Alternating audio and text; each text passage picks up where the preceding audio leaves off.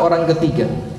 Sekarang orang keempat, orangnya miskin, tapi dia punya niat, ya Allah, kalau saya kaya, saya akan gunakan kekayaan saya seperti yang digunakan oleh orang itu dalam rangka bermaksiat. Dia kepingin, maaf ya, kepingin pesta-pesta, kepingin mabuk-mabukan, kepingin datang ke klub malam, dia kepingin karaoke, dia kepingin itu, narkoba, segala macam, dalam keadaan dia tidak punya, tapi cuma punya niat, tapi niatannya bukan niatan yang baik, tapi niatan yang jelek. Apa kata Rasulullah? Fahuma fil wizri sawa. Dua orang ini dosanya sama.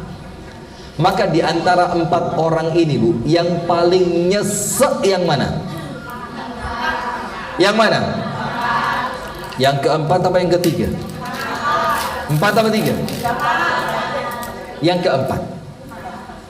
Yang ketiga jelek, tapi yang keempat jauh lebih jelek. Kenapa? Tidak sempat merasakan nikmatnya maksiat, tapi dia mendapatkan dosa besar seperti dosa orang yang betul-betul melakukan maksiat. Nah, maka hati-hati. Itulah kenapa ketika di dunia ini, jamaah sekalian, di dalam agama Islam itu niat memiliki porsi yang besar. Bahkan dikatakan oleh para ulama, niat itu memiliki separuh porsi agama. Jadi berapa? Separuh. Separuhnya lagi apa? Ilmu tentang syariat. Kalau niatannya punya, ternyata ilmunya nggak benar, maka niatan yang baik tidak berjalan sesuai syariat, maka dia nggak tepat. Begitu pula sebaliknya, dia punya amalan yang baik tapi niatnya tidak lurus karena Allah, maka itu juga tidak diterima. Nah, maka modal pertama dan modal kedua, modal pertamanya ilmu, supaya Anda ngerti apa yang harus saya amalkan, apa yang harus saya lakukan, apa yang harus saya tinggalkan. Setelah punya ilmu dan mengerti, kemudian diamalkan. Ketika sudah mengamalkan, harus menjaga niat.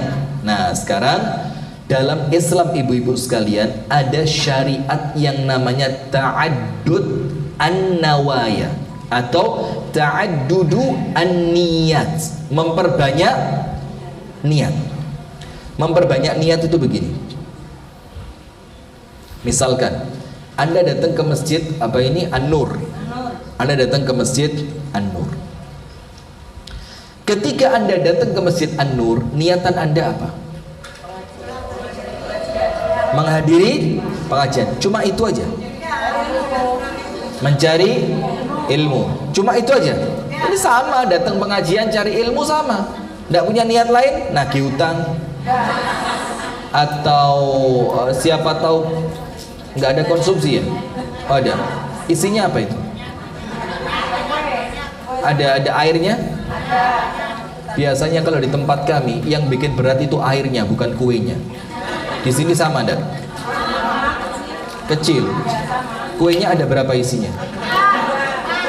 Cuma 2. Kalau di tempat kita pengajian seperti ini, buku prasmanan, kambing guling, bakso, gado-gado, rujak cingur, lengkap. Di sini apa isinya? Sama kayak ini.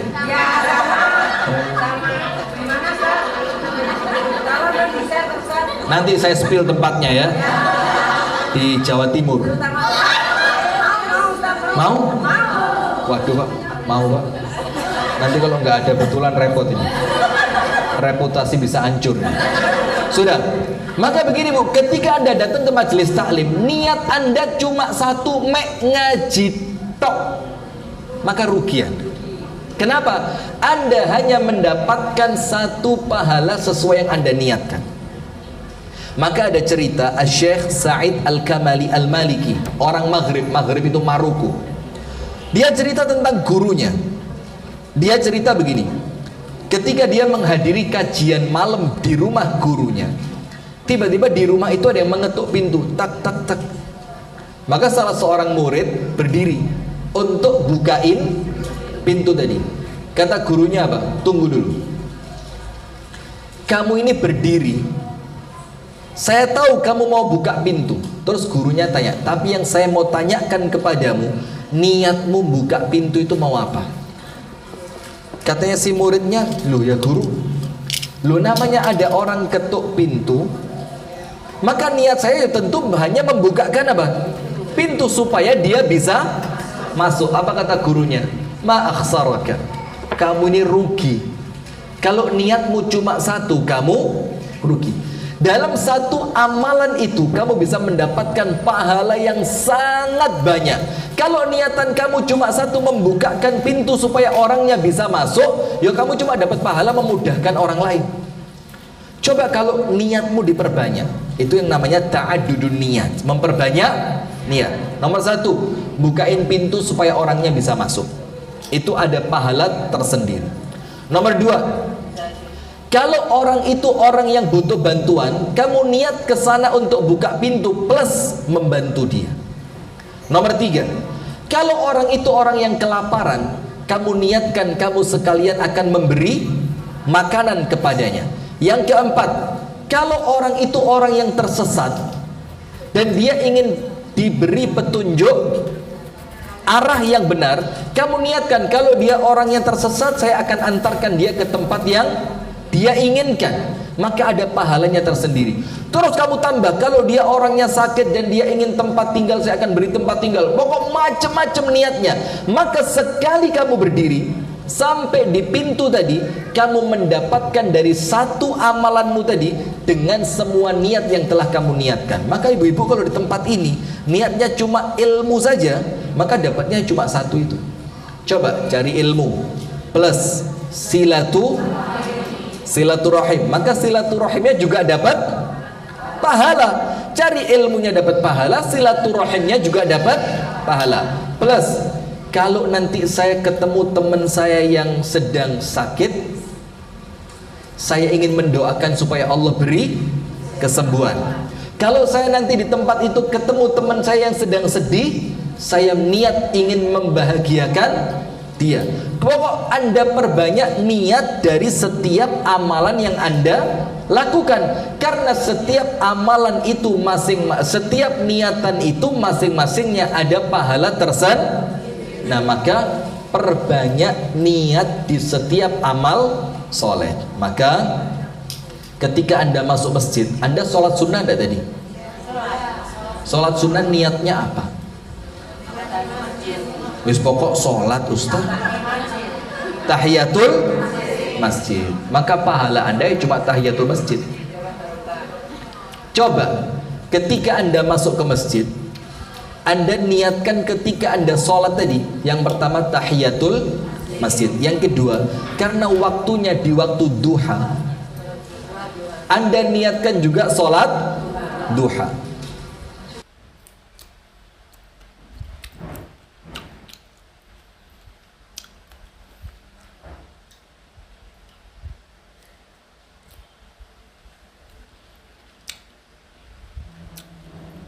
Ada apa-apa, sholat duha di masjid, sholat duha di rumah, sholat duha. Nanti sampai di tempat kerja, yo kerja bu, jangan sholat duha tempat kerja kok. Nanti marah bosnya. Anda tak cerita nih, ada satu orang, tapi tidak usah, nanti buang-buang waktu. Sudah, maka diperbanyak niatnya, diniatkan karena di waktu duha, niatkan sholatnya juga sholat duha. Kok kebetulan tadi Anda baru saja wudhu, maka niatkan juga sholat sunnah 2 rakaat setelah wudhu. Kok kebetulan juga tadi waktu di jalan Anda sempat di mobil ghibah. Angkat tangan, ayo saya tahu orangnya. Daripada nanti saya sendiri? Oh sendirian? Masa kalau sendirian tidak bisa ghibah? Siapa tuh di sebelah ada jin gitu, diajak jin, ayo kita ghibah bareng. Astagfirullah, istighfar terus ya.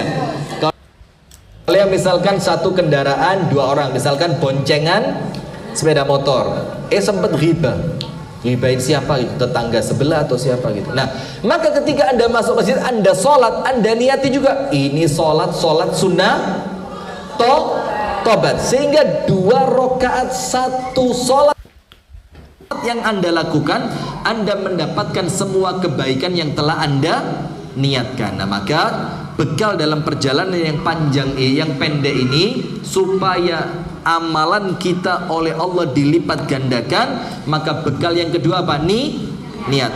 Niatnya harus ikhlas karena Allah. Yang ketiga, apa bekal untuk perjalanan yang pendek ini? Jamaah yang dirahmati dan diberkahi oleh Allah Subhanahu wa taala, kita ini jalannya pendek tapi kita mau dapat pahala yang besar. Maka salah satu di antara bekal yang kita bisa dapatkan untuk mengisi perjalanan yang pendek dengan pahala besar, maka cari amalan-amalan ringan dengan pahala besar.